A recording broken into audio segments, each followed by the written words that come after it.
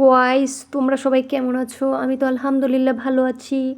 এই মুরগিটা আমার অনেক অনেক পছন্দ, কিন্তু আমি তোমাদেরকে বলবো না এটা যে আমি অনেক পছন্দ করি। এটা আমি ছোটোবেলা থেকে অনেক পছন্দ করি, কিন্তু আমি কাউরে বলতাম না, কারণ তোমরা যদি আমি এটা বলি তাহলে তোমরা না এটা রান্না করে খাবে এবং বলবে যে আপু হ্যাঁ সত্যি তো অনেক মজা, তোমার কথা সব ঠিক আছে, সত্য। সো আর এই তো দেখো সবজি খিচুড়িটা মাশাল্লাহ কতটা লোভনীয়। মূলত সবজি খিচুড়িটা অনেক মজা হয়েছে, আমার পছন্দের একটি খাবার, কিন্তু আমি এটা কাউকে বলবো না সবজি খিচুড়ি যে আমার পছন্দ। সো এখন আমি হচ্ছে কি রান্না করতেছি, সবজি খিচুড়ি তো মনে হয় রান্না করতেছি। এখানে সব মশলাপাতি পেঁয়াজ সব কিছু দিয়ে এটাকে ভালো মতো কষাই নিতেছি। সো এখন আমি পরিমাণ মতো হলুদ গুঁড়ো মরিচ গুঁড়ো দিয়ে এটাকে ভালো মতো আরও একটু কষাই নিব। আর এই দাঁড়াও দাঁড়াও, তোমরা কিন্তু লাইক না দিয়ে কেউ যাবা না, ঠিক আছে? লাইক শেয়ার কমেন্ট করবা, অবশ্যই সাবস্ক্রাইব করবা। আর হচ্ছে কি বলবো, আমার অ্যাড স্কিপ করবে না কেউ, প্লিজ প্লিজ প্লিজ। অ্যাড আসলে অ্যাড স্কিপ করবে না, অ্যাডগুলো তোমরা দেখবে, যে অ্যাডগুলো শো হয় সে অ্যাডগুলো তোমরা দেখবে মনোযোগ সহকারে। আর এই তো দেখো, আবারও বলি এই মুরগিটা আমার অনেক পছন্দ, কাউকে বলবো না, আমি আবারও বলতেছি। সো এটাকে হচ্ছে সুন্দর মতো ক্লিন করে নিতেছি। এটাকে কি মুরগি বলে? আমরা তো এটাকে কক মুরগি বলি, অনেকে আবার সোনালি মুরগিও বলে। সো যার যেটা ভালো লাগে বলুক, সমস্যা নেই। এখন হচ্ছে আমি চিকেনটাকে রান্না করব। সো দেখো কিভাবে রান্না করি। পেঁয়াজটাকে কিন্তু বেরেস্তা করে নিয়েছি। এখন হচ্ছে বাটা মশলা, জিরা, গোলমরিচ, লবঙ্গ, এলাচ, দারচিনি সব কিছু বেটে রাখছিলাম, সেগুলো দিয়ে দিয়েছি। দেখো এই তো কষানো প্রায় হয়ে আসছে। এরপরে হচ্ছে আমি চিকেনগুলোকে দিয়ে দিব একটু পরেই। এখন আরও একটু পানি দিয়ে দিলাম, ভালো মতো এটাকে কষায় নিব।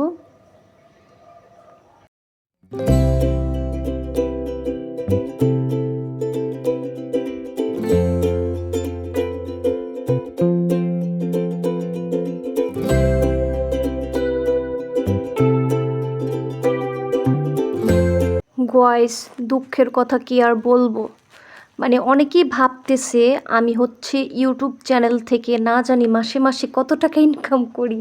ও মাই গড, মানে সত্যি আমি আমি কি বলবো, আমি এটা যখন ভাবি মানে আমি ভীষণ আপসেট হয়ে যাই।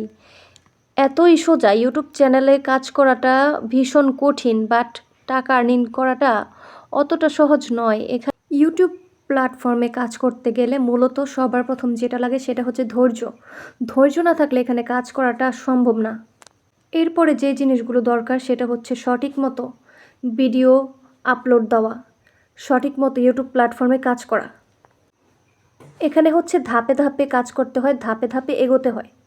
হুট করে এখানে কেউ আজ পর্যন্ত সাকসেস হতে পারে নাই। অনেকে হয়েছে দেখা যায় ওরা নাচানাচি লাফালাফি করে, উশৃঙ্খল ভিডিও বানায়, তাড়াতাড়ি ভাইরাল হয়। বাট আমরা তো এখানে যারা গৃহিণীরা আছি তারা হচ্ছে কি রান্না বান্নার ভিডিও তৈরি করি। সো আমি তো গৃহিণী না, এখন তো আমি সিঙ্গেলই আছি। সো কি আর বলবো, আমরা তো হচ্ছে ভদ্রতার সাথে কাজ করি। সো আমাদের ধৈর্য রাখতে হবে অবশ্যই।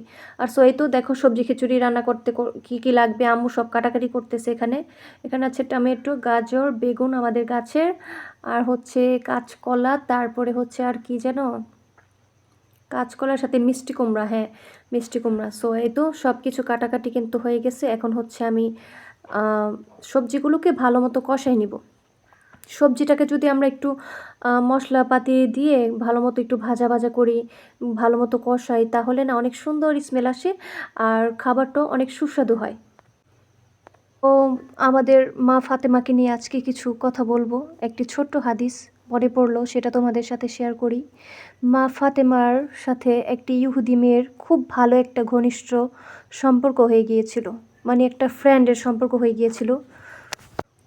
ইহুদি মেয়েটার বয়স আর মা ফাতেমার বয়স একই ছিল।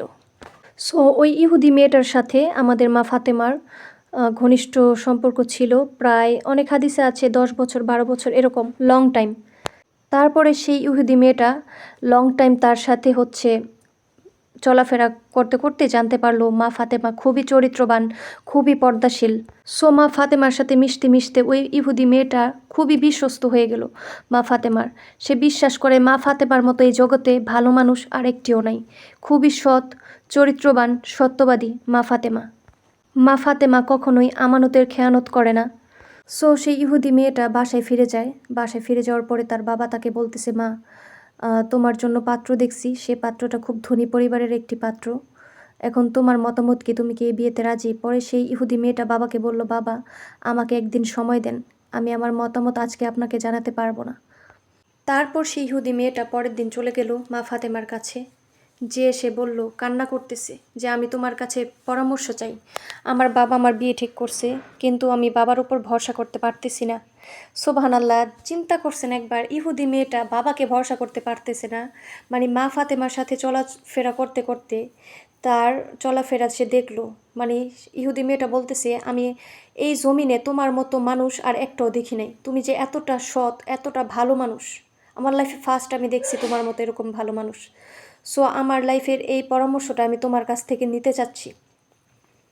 তারপরে মা ফাতেমা ইহুদি মেয়েটাকে বলতেছে যে তুমি কি পরামর্শ চাও আমাকে? পরে ইহুদি মেয়েটা বলতেছে, ফাতেমা তুমি আজ পর্যন্ত যাকে পরামর্শ দিছো সবাই সাকসেস হয়েছে,